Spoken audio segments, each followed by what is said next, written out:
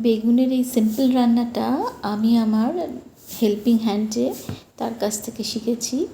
বেশ ভালো খেতে হয় বন্ধুরা। অনেক তো বেগুন পোড়া, বেগুন ভর্তা খেয়েছেন। এবার একটা এইরকম বেগুনের রেসিপি কিন্তু ট্রাই করে দেখতেই পারেন। চলুন রান্নাটা আপনাদের সঙ্গে শেয়ার করি। বেশ উপাদেয় বেশ সহজ, একদম অল্প উপকরণে তৈরি হয়। দেখুন, একটা বেগুন নিয়েছি। এখনও বাজারে মোটামুটি ভালো বেগুনই পাওয়া যাচ্ছে, এখনও কিন্তু ট্রাই করে দেখতে পারেন। শীতের বেগুন হলে তো কথাই নেই। এবার বেগুনটাকে চাকচাক করে কেটে নিতে হবে।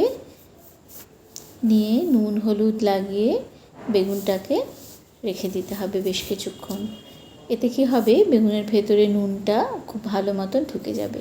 এরপর আমি রোস্টেড বাদাম নিয়েছি, চীনা বাদাম।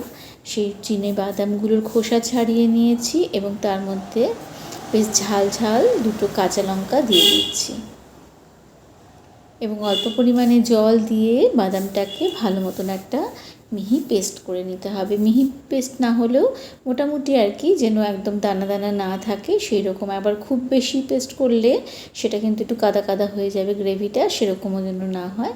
এইভাবে একটা পেস্ট তৈরি করে নিয়েছি। আর একটা বেশ বড় সাইজের পেঁয়াজ নিয়ে তাকে মিহি করে কুচিয়ে নিতে হবে। এভাবে পেঁয়াজটাকে কুচিয়ে নিয়েছি। এটা যদিও নতুন পেঁয়াজ, তাই জন্য কিন্তু গ্রেভির রঙটা একটু অন্যরকম হয়। এটা সাদা পেঁয়াজে রান্না করলে কিন্তু রঙটা আরও সুন্দর হয়। এরপর আমি একটা প্যানে অল্প পরিমাণে তেল দিয়ে, সর্ষের তেলই ব্যবহার করছি পুরো রান্নাটাতে, এবার নুন হলুদ লাগানো বেগুনটাকে ভেজে নিচ্ছি। এটা কিন্তু আপনি ইচ্ছে হলে অবশ্যই ডুবো তেলে বেগুনটাকে ভেজে নিতে পারেন। কিন্তু আমি যেহেতু এখনকার দিনে বুঝতেই পারছেন যে আমরা কত কম তেলে রান্না করার চেষ্টা করি, সেই জন্য কিন্তু অল্প তেলে ননস্টিক প্যানে আমি বেগুনটাকে ভেজে নিয়েছি।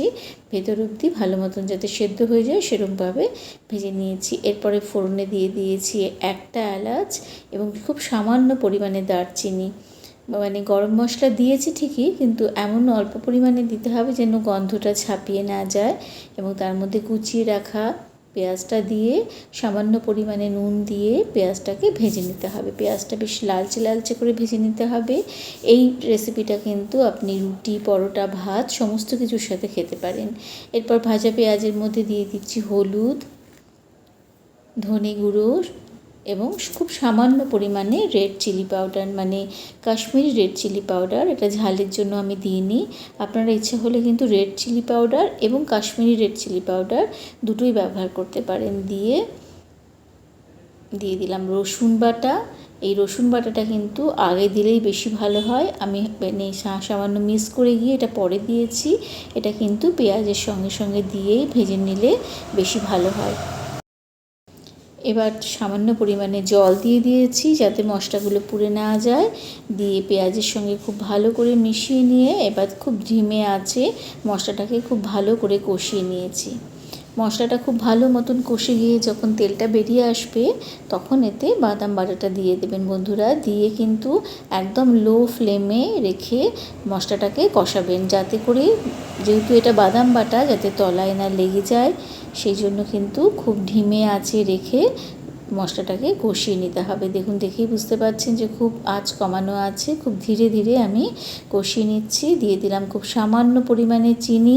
এই মিষ্টিটা কিন্তু অবশ্যই দেবেন এই রান্নাগুলোতে, যেগুলোতে এই মিষ্টির ব্যালেন্সটা না এলে কিন্তু খেতে ভালো লাগে না। মশলাটা কষে যাওয়ার পরে যখন তেলটা একটু বেরিয়ে এসেছে, তখন এটাতে আমি বাটি ধোয়া জলটা ব্যবহার করেছি, মানে যেটাতে বাদাম বাটা রেখেছিলাম সেই বাটিটা করে 2 বাটি মতন জল দিয়ে দিলাম। দিয়ে খুব ভালো করে সমস্ত মশলাটাকে জল দিয়ে মিশিয়ে নিচ্ছি। এরপর কিন্তু মশলাটাতে জল দেওয়ার পরে ভালো করে ফোটার পরে এতে আমি বেগুন ভাজাটা অ্যাড করব।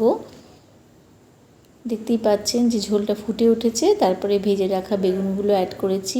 এটা অবশ্যই যদি আপনারা ছাঁকা তেলে ভেজে তোলেন তাহলে কিন্তু দেখতে আরও অনেক সুন্দর হয় সে রান্নাটা, কিন্তু তার জন্য স্বাদের কোনো ফারাক হয় না, কিন্তু দেখতে খুব সুন্দর হয়। দিয়ে দিলাম ভেজে রাখা বেগুনটা। দিয়ে খুব ভালো মতন ফুটিয়ে বেগুনের যেটুকুনি রান্না বাকি থাকবে আর কি, সেটা কিন্তু এতে পুরো কমপ্লিট হয়ে যাবে। ভেতর অবধি একদম মশলাটা ঢুকে যাবে এবং দারুণ খেতে একটা বাদাম বেগুন তৈরি হয়ে যাচ্ছে। আমার কিন্তু বেশ ভালো লেগেছে এই রান্নাটা। আপনারা কিন্তু যখন আর অন্যরকম রান্না খেতে ভালো লাগবে না রোজকার যে সমস্ত আমরা বানাই বেগুন দিয়ে, তখন কিন্তু এইরকম একটা বাদাম বাটা দিয়ে বেগুন অবশ্যই কিন্তু বানিয়ে খেতে পারেন এবং দেখবেন যে আপনাদের অবশ্যই ভালো লাগবে আমার মনে হয়। যদি ভালো লেগে থাকে বন্ধুরা লাইক শেয়ার ও কমেন্টস করবেন এবং আপনাদের সঙ্গে আবার আমাদের দেখা হচ্ছে পরবর্তী কোনো রেসিপিতে। দেখুন আমি চেক করে দেখে নিলাম যে সমস্ত কটা বেগুন ঠিক মতন রান্না হয়েছে কি না। দেখে নিয়ে ওপর থেকে ধনেপাতা ছড়িয়ে দিয়ে গ্যাসটা অফ করে দিয়ে 2 মিনিট ঢাকা দিয়ে রাখছি।